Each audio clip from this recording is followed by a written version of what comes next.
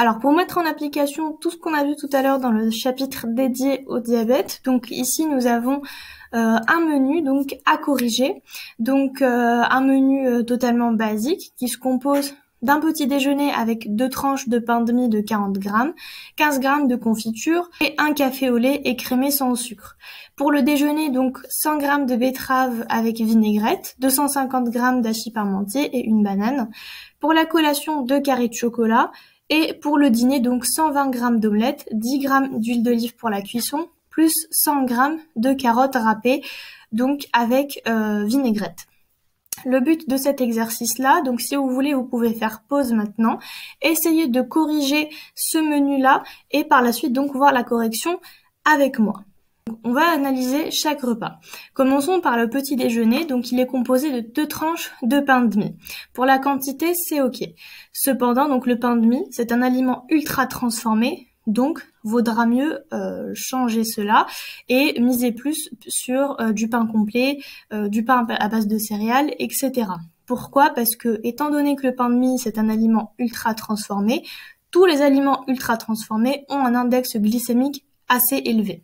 Donc, on va changer le pain de mie. Pour les 15 grammes de confiture, alors peut-être c'est un peu beaucoup, donc on est à environ une cuillère à soupe, voire légèrement plus.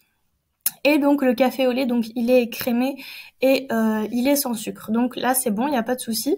Donc si on analyse un peu le petit déjeuner, on voit que on va apporter du sucre par le pain de mie, on va apporter du sucre grâce à la confiture et donc peut-être un peu aussi de lactose donc via le lait. Cependant donc c'est assez faible en fibres, c'est assez faible en lipides et également en protéines. Donc pour jouer sur ça, qu'est-ce qu'on pourra faire? Donc on va changer le pain de mie. Si on met par exemple un pain complet ou un pain à base de céréales, on va apporter pas mal de fibres.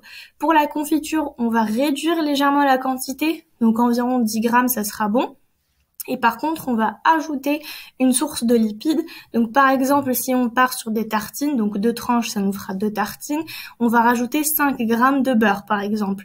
Donc le beurre, certes, ça va apporter des calories, mais pas que. Donc d'un côté, on aura l'apport lipidique qui va faire baisser légèrement l'apport glycémique et en même temps donc on pourra avoir également de la vitamine D car là on n'a pas du tout de lipides et le lait donc est totalement écrémé donc on n'aura pas. Par contre donc le beurre pourra apporter une petite quantité de vitamine D qui n'est pas négligeable. Par la suite, donc, on pourra également rajouter un fruit, par exemple, si le déjeuner est assez éloigné du petit déjeuner, ou alors des oléagineux en collation, par exemple, le matin. Pour le déjeuner, donc, on est à 100 grammes de betterave avec la vinaigrette. On le sait que la betterave, donc, on crée du sucre à partir de la betterave.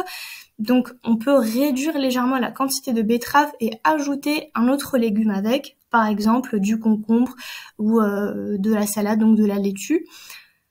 Concernant le hachis parmentier, donc ce qu'on disait tout à l'heure, plus la texture est assez molle et c'est en petits morceaux, en purée, plus l'index glycémique va augmenter. Donc là, ce qu'on pourra faire, c'est de changer ce hachis parmentier en, par exemple, des patates au four avec un steak, donc soit à faible teneur en matière grasse, ou alors on part sur une viande blanche. Pour la banane, donc ça va dépendre de l'appétit de la personne. Si c'est une personne qui consomme, donc il y a des quantités assez importantes, on pourra lui laisser la banane à condition que la banane ne soit pas trop mûre. Donc si elle est encore un peu verte, c'est ok, car l'index glycémique reste assez bas. Plus la banane sera mûre, plus elle va contenir de sucre, et donc plus son index glycémique va être élevé. Concernant la collation, donc ici on a 2 carrés de chocolat. Comme on le disait tout à l'heure, un aliment, s'il est sucré et qu'on le consomme tout seul, il va y avoir un pic glycémique. Donc là, on peut garder les 2 carrés de chocolat sans problème. Cependant, on va rajouter d'autres aliments avec. Soit on pourra partir sur des oléagineux, par exemple, pour avoir les bons lipides, soit on pourra rajouter une tranche de pain complet pour avoir des fibres qui vont permettre de diminuer l'absorption glycémique, ou alors une quantité de protéines. Donc par exemple, les amandes peuvent apporter des protéines et du calcium. Un yaourt, par exemple, nature ou du skyr pourra également apporter une bonne quantité de protéines. On pourra aussi associer cela avec des flocons d'avoine, par exemple, de faire des sortes de petits muffins à base de flocons d'avoine et les carrés de chocolat. Donc c'est assez intéressant, on a plusieurs formules que l'on peut utiliser pour les collations. Concernant le dîner, donc on est à 120 g d'omelette, c'est l'équivalent de 2 œufs, 10 g d'huile d'olive pour la cuisson et 100 g de carottes râpées avec vinaigrette. Donc pour l'omelette, il n'y a pas de souci, ça reste un produit d'origine animale qui va nous apporter des protéines, c'est ok. On aura également pas mal de lipides dans le jaune d'œuf, donc c'est pas mal. Donc là, c'est totalement inutile de rajouter de l'huile d'olive pour la cuisson, étant donné qu'on a déjà des lipides et dans l'omelette et dans la vinaigrette. Donc ce n'est pas vraiment nécessaire, on pourra totalement l'enlever. Pour les 100 g de carottes râpées avec vinaigrette aussi, il n'y a pas de souci, donc ça reste une quantité assez raisonnable. On peut donc soit rester sur la carotte, soit comme on a fait à midi, rajouter également une source d'autres légumes. Par contre, le problème avec le dîner, c'est qu'il n'y a pas du tout de féculents. Et les féculents sont extrêmement importants. Pourquoi? Parce que de 1, ça va permettre de caler la personne. Ça va rassasier et ça va garder cette glycémie assez stable toute la nuit. Donc il faut pas oublier que après le dîner, donc on va dormir, on va jeûner pendant environ 8 heures et donc pendant ces 8 heures-là, le corps aura quand même besoin d'énergie. Donc le mieux, ça sera d'apporter des féculents de type complet pour qu'il y ait une diffusion donc tout au long de la soirée et de la nuit. Et en même temps, donc on évite tout pic glycémique. Alors voici ma correction. Petit déjeuner, donc j'ai gardé 2 tranches parce que 40 g c'est tout à fait raisonnable. Par contre, donc j'ai changé. J'ai mis soit pain complet, soit un pain aux céréales, soit un pain de campagne. Pour la confiture, j'ai réduit à 10 g et j'ai rajouté les 5 g de beurre, comme je vous l'ai expliqué, donc pour l'apport lipidique et en même temps pour la source de vitamine D. Le café au lait écrémé sans sucre, il n'y a pas de souci, on peut le garder tel qu'il est. Ou alors, on peut rajouter également donc un fruit si le déjeuner est assez éloigné, donc ça pourra être intéressant de le consommer. On pourra également prendre le fruit donc par exemple vers 10 heures ou quoi, donc dès qu'il y a un petit creux ou une petite faim, on pourra prendre notre fruit, ça sera considéré comme une collation. Le fruit, il n'y a pas vraiment de souci avec parce que par exemple si on part sur une pomme, c'est pas trop calorique, c'est pas extrêmement sucré. De plus, avec la pomme, donc on a la peau, si on la consomme avec, on aura des fibres en même temps, donc ça va réduire l'assimilation. Pour le déjeuner, donc j'ai soit gardé les betteraves si elles sont consommées crues, ou alors on pourra rajouter un autre légume avec, typiquement du concombre ou même une petite tomate avec, c'est ok. La vinaigrette, donc vaut mieux la faire maison, donc avec du citron et de l'huile d'olive. On pourra aller sur de l'huile de colza, l'huile de pépin de raisin, peu importe. C'est important aussi de varier de temps en temps les huiles.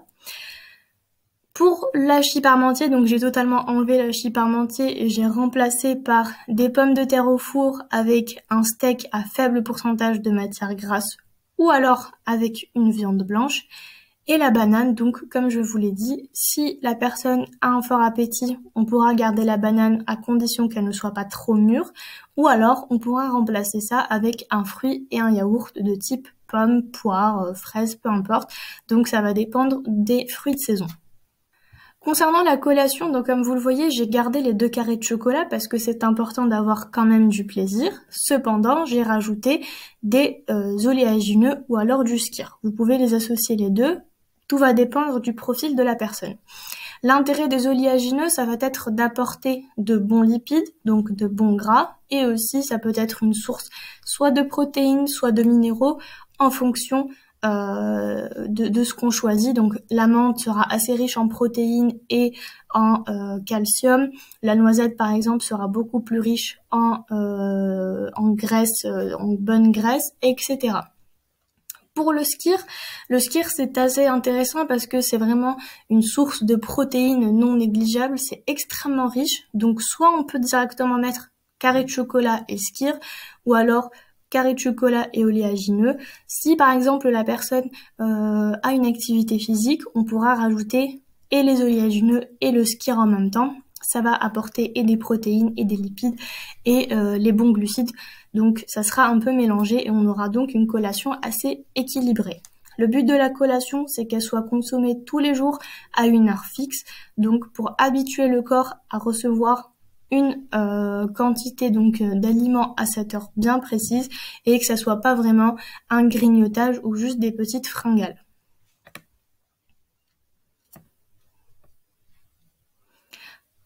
Concernant le dîner, donc on est assez bon, donc on en garde les 2 œufs pour notre omelette.